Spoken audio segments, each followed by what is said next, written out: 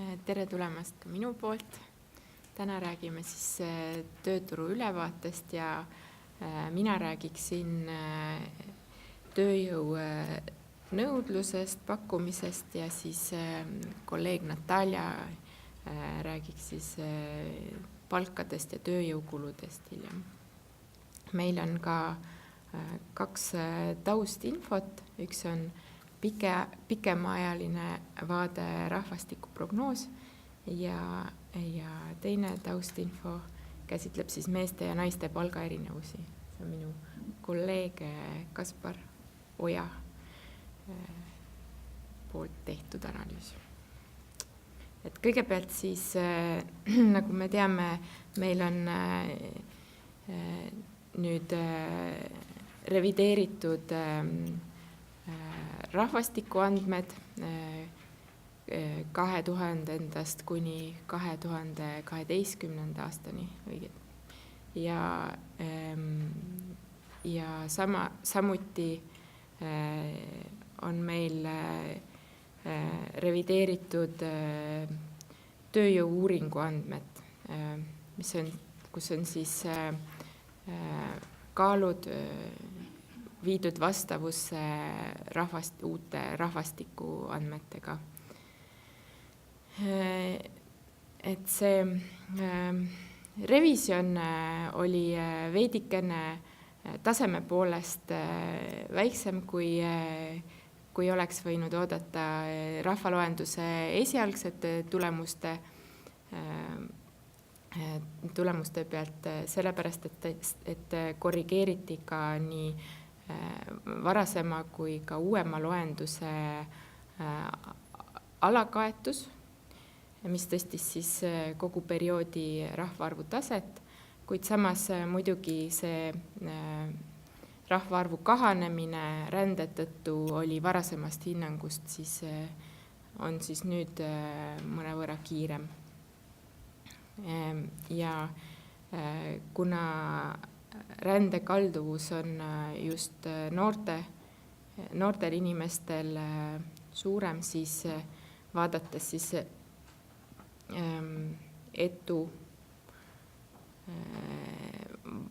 erinevust siis tööjõu-uuringus vanuserühmade lõikes, tähendab revideerimata ja revideeritud tööealise elanikkonna arvu, siis on näha siin, et just see noorte puhul on erinevus kõige suurem. Nüüd see viimane jõnks alla, see lihtsalt tähendab seda, et 2013 kasutati 2012. aasta andmeid, et sellepärast. Ja veel, mis oli oluline, oli see, et 2013. aasta seda rahvaarvu, tähendab, kuna 2012 nagu revideeritud hinnangu kohaselt rändas välja mõnevõrra vähem inimesi kui esialgse hinnangu kohaselt, siis 2013 rahvaarv oli natuke kõrgem. Ja sellepärast 2013 aastal oli ka need revisjonid natuke väiksemad seal hõive kasvus, kui me ootasime. Koos revideeritud andmetega avaldas Statistikaamet ka uue pikaajalise prognoosi ja see on siis põhiliselt rände-eelduste poolest pessimistlikum kui varasem prognoos. Et summaarne sündimuskordaja jõuab siis 2040. aastaks 1,8, mis on siis mõnevõrra väiksem kui taastetase. Samas suremus väheneb ja eluiga pikeneb ja põhiliselt meeste osas. Aga rändekordajad jätkavad pikaajalisel trendil ja selle prognoosiperioodi jooksul mõnevõrra paranevad, langevad. Et see tähendab siis tööealise elanikkonna aastakasvude mõttes nagu varasema prognoosiga võrreldes suuremaid aastaseid kahanemisi nagu näha. Ja kui vaadata tööealise elanikkonna vanuse struktuuri, siis perioodi alguses siis panustab sellesse kahanemisse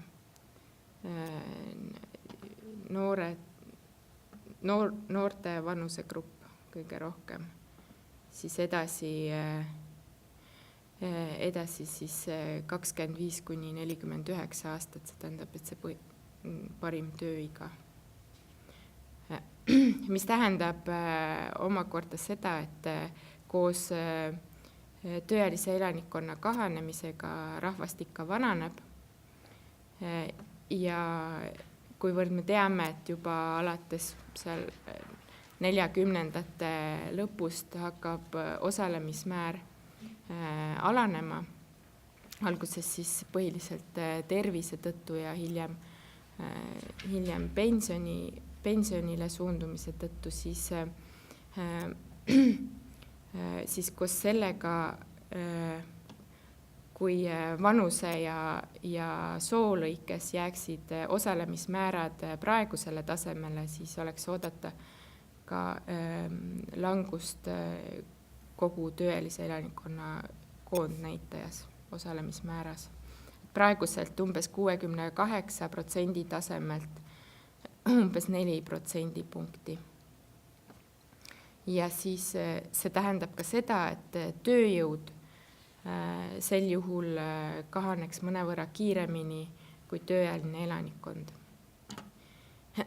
Ja perioodi lõpuks umbes 20%.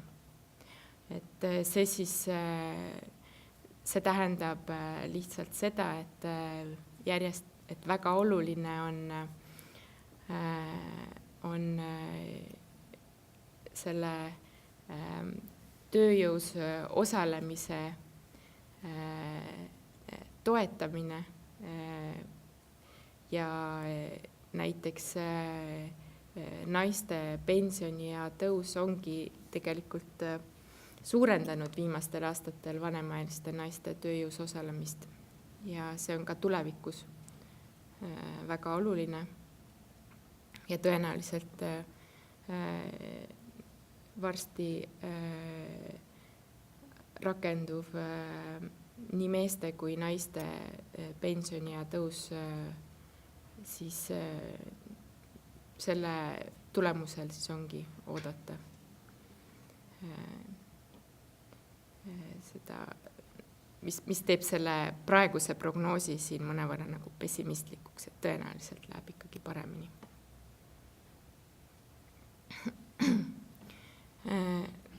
Tööjõus osalemise määr, nagu ma mainisin, eelmisel aastal püsis kõrge ja mitteaktiivsete arv kahaneb meil aasta-aastalt. Ja sellesse kahanemisse siis panustavad noored, et õpingute tõttu mitteaktiivsete arv kahaneb ja põhiliselt sellepärast, et noorte arv kahaneb. Nüüd õppimise tõenäosus noortel iseenesest ei ole langenud. Ja teisest küljest pensioniea tõttu mitteaktiivsete arv kahaneb ka koos osalemismäära tõusuga.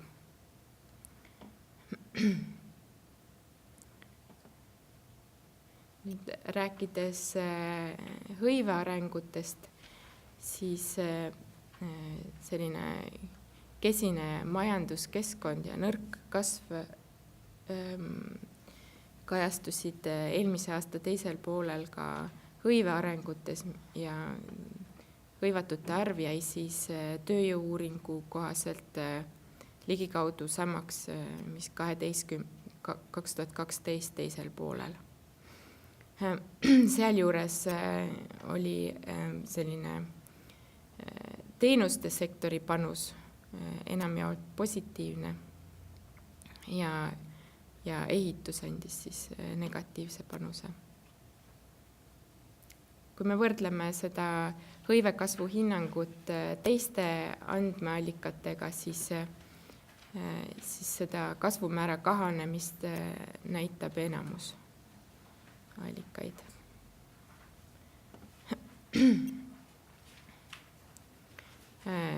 Nõrk väliskeskkond muidugi mõjutab kõige enam meie eksportivat sektorit ja tegevusalade lõikes töötlevat tööstust, aga kui vaadata hõivet töötlevas tööstuses, siis küll on hõive kasvumäär väga madal seal olnud, aga kahanemist me veel ei näinud seal.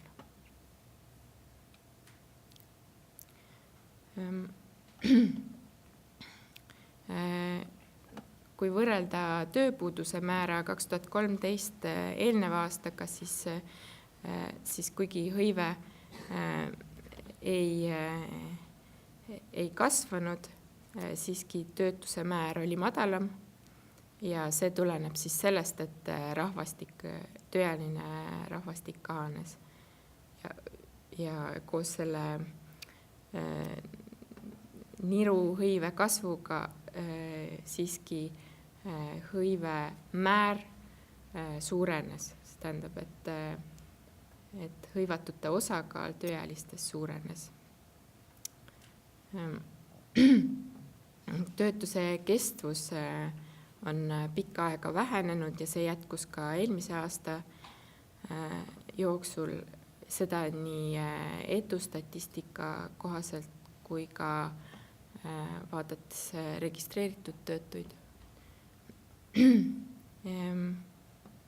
Ja aasta lõpukvartalis me nägime väikest töötuse määra kasvu lühiajaliselt töötute tõttu, kuid kui vaadata sesoonselt kohandatud registreeritud töötust, siis tegelikult see jätkas aasta-aastalt kahanemist nii 4. kvartalis kui ka 1. kvartalis siiamaani.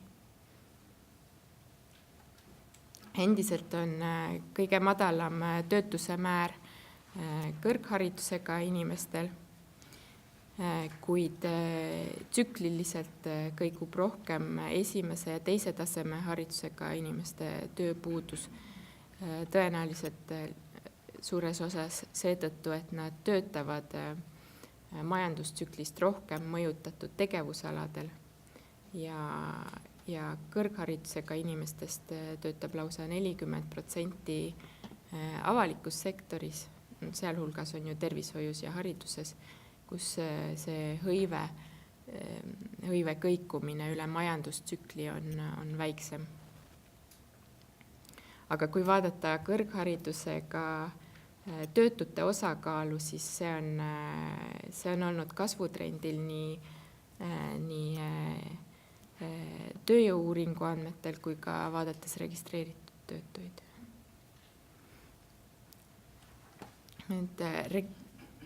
Töötute reservatsiooni palga kasv eelmisel aastal aeglustus. 2012 oli selle kasv päris kiire, peaaegu 14% ja 2013 8,6%, mis on aasta lõikes ikka veel kõrgem kui keskmise palga kasv. Aga siis vaadates haridustaseme lõikes, siis põhiliselt kasvas 1. ja 2. taseme haridusega töötute reservatsiooni palk. Ja nende puhul oli ka tähenda kiiremat töötuse langust aasta jooksul. See muidugi siin ei ole arvestatud struktuuriefekte selles suhtes, et võib juhtuda, et need muutused toimuvad mingite teiste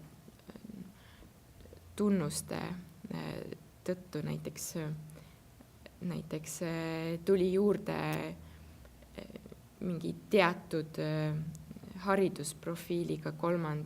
taseme haridusega töötuid ja seetõttu, kelle reservatsiooni palk on siis väiksem ja sellepärast see aga nii indikatsiooniks ma arvan, et on see päris hea. Nüüd töötute ja vabade töökohtade sobitumisest majanduses annaks siis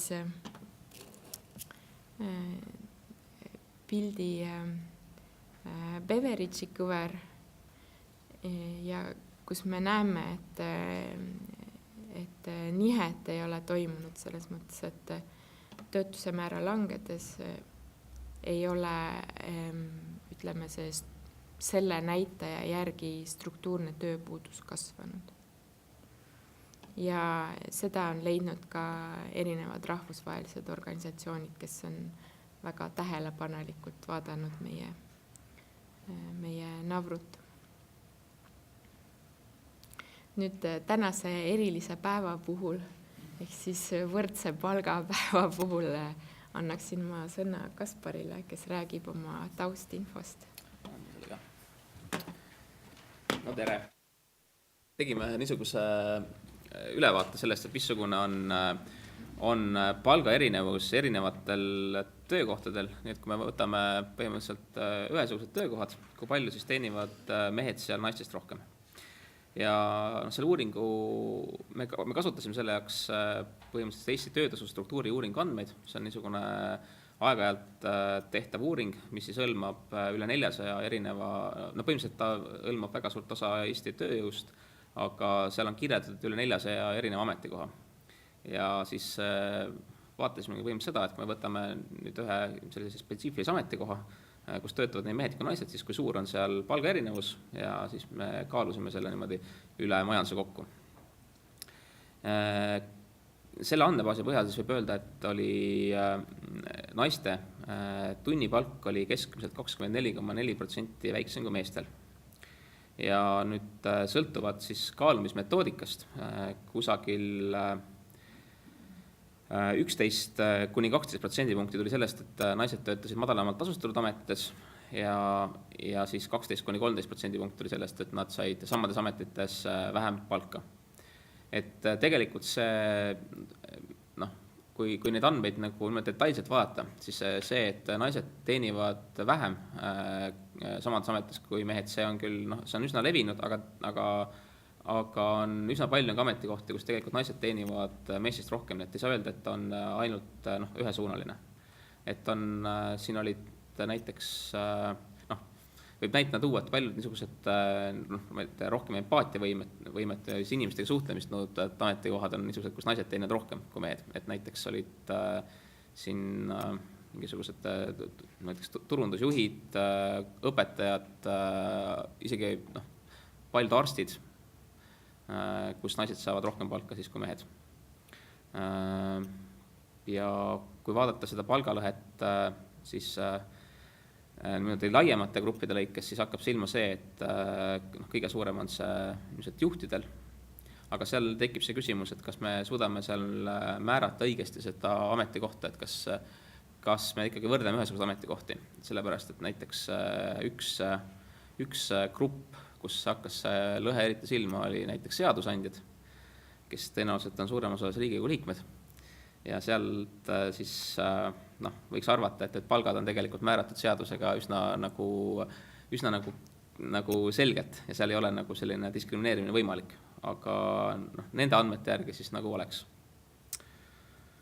Kui vaata neid valdkondi veel lähemalt, et kus teenivad siis mehed rohkem kui naised, need siis kõige suuremad erinevused tulevad tegelikult välja niisugustes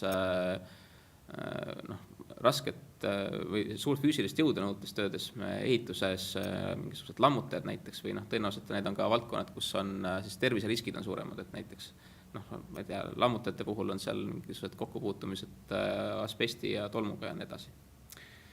Aga see on siis selline lühike kõrvalepõige sellest tööturaportist ja ma annan siis selle hiire edasi.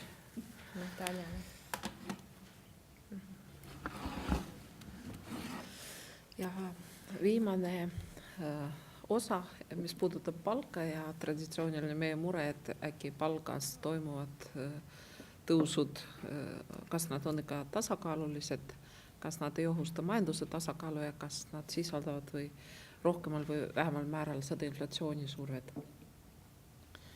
Ja kui võtta kokku eelmise aasta teise poolaasta arenguid, siis iseenesest see tasakaal ei ole taastuma hakanud. Majandus tervikuna aeglustus nii reaalsed kui ka nominaalsed, kui jooksuhindades vaadata, siis SKP kasvas ligi 5,5% eelmise aasta teisel poolaastal, aga töö tasustamisele minevad summad kasvasid 9,5%. Ehk majanduskasvu aeglustumisega hoopis kiirenes see töökulud kiirenesid, mis iseenesest otseselt paneb muretsema nii tulevase tasakaalu, kuidas me sellest välja kasvame, kui ka selles osas, mis riskid see kaasa toob. Et kui vaadata seda pildi, siis on näha, et brutokuupalk 4. kvartal justkui tegi väikse, no mitte justkui, vaid tegigi väikse tagasipõrge mõõdukama kasvu suunas ehk kasv veidi aeglustus, kuid see aeglustumine ei olnud piisav. Võimalik, et see on ainult esimene pääsuke ja jõulisem korrektsioon algab ja jätkub käesoleva aasta esimesel poolaastal, kuid selle majanduskasvu taustal ei ole see piisav. Eile, kui andsime ajakirjanikele väikest siin briifingud, siis küsisid otse, kas 7-8% palka kasv on palju Eesti jaoks. Kui vaadata pikema dünaamikat, siis me kindlasti 7-6 aastat enne eelmist aastat nägime palju kõrgemat palgatõusu ja ei saa öelda, et see number on just see kõrge, aga küsimus on taustast. See number on kõrge, kui võrrelda teda ikkagi SKP kehvema kasvuga. Mis puudutab reaalpalka ehk seda palganäitajat, kus tarbijahinna tõusu mõjud on maha arvatud, see jätkas tõusis juba 10. kvartalit järjest ja see tase, mis aasta lõpus saavutati, oli nüüd õnneks kõrgem kui 2008. aastal kõige kõrgem või enne kriisi see kõige kõrgem tipp. See on pigem marginaalne erinevus 0,3%, kuid ikkagi jällegi tihti küsitakse, kas me juba tegime seda kriisis kaotatud tasa või mitte. Vähemalt reaalpalga puhul ja keskmiselt majanduse peal on see tasa tehtud, võib kokku võtta. Kui vaadata, kus siis see palk kiirenes või oli liiga kiire, siis kindlalt eelistuvad 2 valdkonda, avalik sektor ja erasektor. Erasektoris välismaa eraõigusliku isikule kuuluvad ettevõtted on veidi heldemad kui Eesti eraõiguslikutele isikutele kuuluvad, ehk see palgatõus oli kiirem. Kuid seal on ka natuke erinev spetsiifika nende ettevõtete vahel ja võib-olla, kuna ka meie majanduskasvu aeglustumine oli siiski suhteliselt kitsalt defineeritud tegevusvaldkondi puudutas, siis see on otseni seos. Mis puudutab aga avaliku sektori, siis nagu joonisel näha kõige kõrgem see palgatõus oli näiteks kohalikele omavalitsustele kuludest, ettevõttest, organisatsioonidest. Eelkõige loomulikult see on tervishoid, see on haridus, aga ka see on kohaliku omavalitsuse palgad, eriti seoses selle uute valimistega ja nii edasi. Mis siin tahaks esile tuua, et avaliku sektori palgad hakkasid tõusma viibimisega, mitte koheselt erasektori palgad reageerisid kiiremini majandusolukorra paranemisele ja avaliku sektori palga tõus viibis. Selles mõttes mahajäämus oli tuntav, mis oli ka teatud meil ka kas just streigid, aga väljaastumised ja arusaadav, et seda mahajäämust oli tagasi või tasa teha jällegi vajadus suurem. Kuid asi muutub natuke ohtlikumaks siis, kui seesama ootus viiakse ka järgnevasele aastale, käesoleva aastale, kus kahjuks jälle me peame tõdema, et see me ei ole oma prognoosi veel uuendanud, aga Rahandusministeerium, Kommertspangad, kõik, kes tulevad uute prognoosidega, kõik peavad juba välja ütlema seda, et järjekordselt lükkub edasi see meie majanduskasvu taastumine ja sellel taustal jällegi 8% või kuni 12% ulatuv palgatõus on kiire. On veel üks taustainfo, mis või natuke kõrvalpõige, ütleme, mida ta nii palju taustainfo kujul ei ole, mis vaatas ühte küsimust Eesti tööjõu uuringus ehk ketus küsitakse, kas viimane kuutasu võrreldes eelmise kvartalis või vastavalt eelmise kuuga on suurenenud, vähenenud või jäänud samaks. Ehk sisuliselt uuritakse see tõenäosus, et palgatõus toimub ka aasta jooksul tihti. Et praeguse noorte puhul on see traditsiooniline, et toimubki nad sisenenud turule ja nende palga tihti ümber vaadatakse, aga praegu näitasid numbrid, et see tõenäosus, et palk tõusis eelmisel aastal tihedamini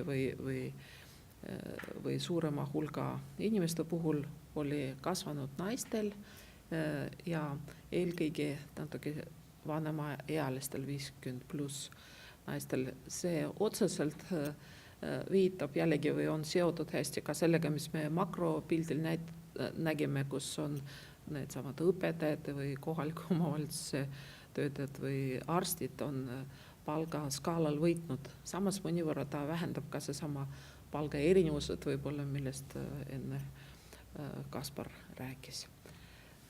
Mis puudutab võrdlus või seda pilti, mis me alati esile toome, kas see palgakasv on suhteliselt positsioneerub hästi või võib teda liiga kiireks pidada, selle võrdluseks sobib hästi tootlikkuse näitaja, et kui palgakasv oli seal üle 7-8% kanti, siis tootlikkuse kasv ehk see toodang, mida meil õnnestus eelmisel aastal müüa arvutatuna ühe töötaja kohta, eelmise aasta teisel poolaastal ta praktiliselt ei muutunud.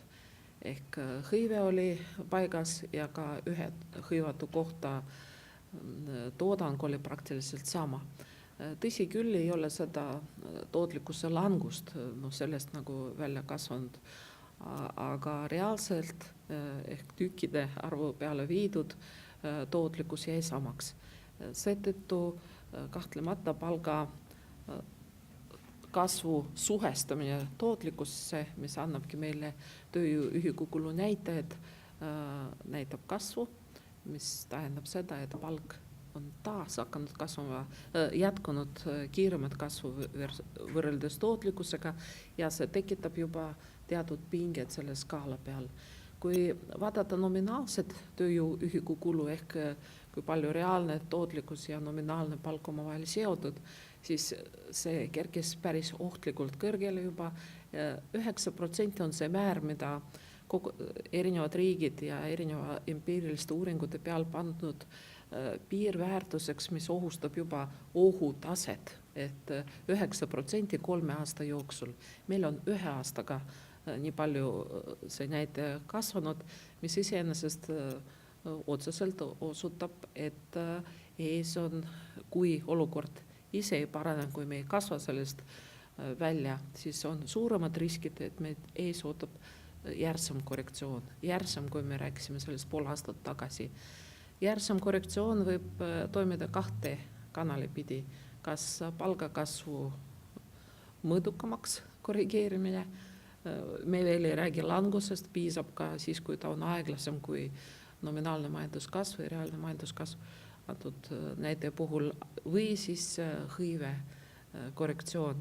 Hõive korrektsioon on selles mõttes ohtlik, et kui võtta arvesse, et me kaotame oma tööealiste elanikkonda mitte ainult iive, vaid ka migratsiooni tõttu, siis praegu võib-olla ei ole see kõige parem hetk, et lühiajaliselt tasakaalustamates elada üle tänu sellele, et keegi jälle taas kaotab töö ja töötute arv hakkab kasvama. See on näite, mis paneb meid kindlasti natuke rohkem muretsema. Iseenesest, kui vaadata tegevusalade lõikes, siis olukord ei ole kõik ühtlane ja seesama kas või erasektor ja ekspordiga seotud töötlev tööstus reageerib veidi kiiremini kõigile nendele muutustele.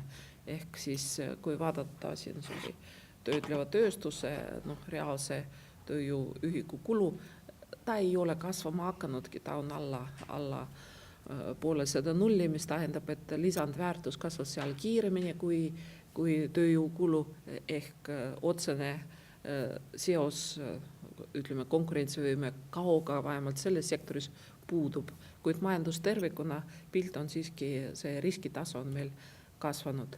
Ja veelgi enam, see ei ole lihtsalt ettepoole suunatud risk, vaid ka numbrid, kui vaadata ettevõtte kasumit tervikuna, mitte ainult töötlev tööstus, vaid kõik ettevõtted, siis selle kasumi komponenti, selle kasv on pidurdunud laias laastus nullini ja kui vaadata neid amortisatsiooni kulu jätta kõrvale, siis puhas tegevuse ülejääk ja segatulu juba näitas eelmise aasta teisel poolaastal alanemist, mis taaskord kinnitab, et liiga kiire palka me võime nõudma kiire kasvu, aga küsimus on, kuidas me seda rahastame ja kus see rahastamine toimub.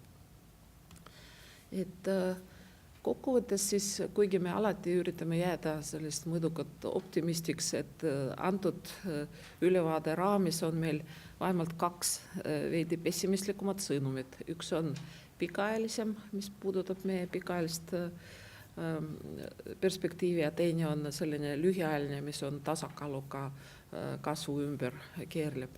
Ja pikaajaliselt tahaks veel kord võib-olla need peamised numbrid, mis Božoi räägis laias laastus, olid sellised, et meil on ligi 10 000 praegu, eelmisel aastal oli vähem tööealisi kui aasta tagasi, aasta 2013 miinus aasta 2012 ja ligi 9000 nendest on noored, kus vähenemine toimub.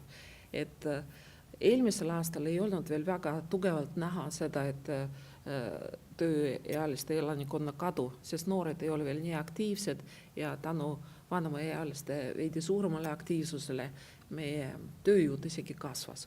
Või ei kahanenud nii palju, ütleme niimoodi, hõive ei kahanenud ja kogu see kadu toimus kuskil töötute, pikaajalist töötute näitajad üldiselt läksid ju paremaks, hõive kasvas, töötus vähenes, mis siis veel enam. Kuid natukene ettevaade juba annab, et need samad 15–24, keda on juba 9000 vähem kui aasta tagasi, nii kaua kui me ootame nende aktiviseerimist ja tööturule tulekut, me avastame ennast olukorras, kus töökäsi ei ole. Ja seetõttu on päris tugev sõnum on meie poolt sisse pandud nii tugevalt, kui oskasime, et võib-olla praegu on see õige aeg mõelda rohkem terve meetmete süsteemi peale, kus ei piisa ainult töötu või töökassa vahenditest, kus peab olema rohkem meetmed koos, nii sotsiaalpoliitika vallas, võib-olla haridusvallas, võib-olla mingisugused meetmed tuleb lausa ümber vaadata juhul, eriti kui nad segavad kedagi osalemas tööturul, et kui tööturul ei osaleta tänu sellele, et kardetakse kaotada toetus, siis midagi seal peab olema ümber tehtud.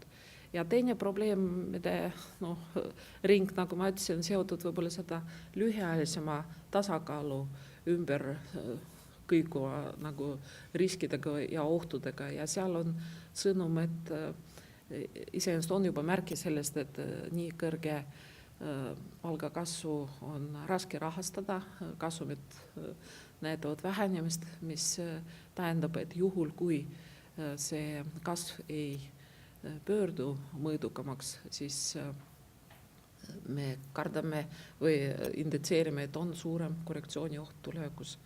See oht on suurem kui pool aastat tagasi.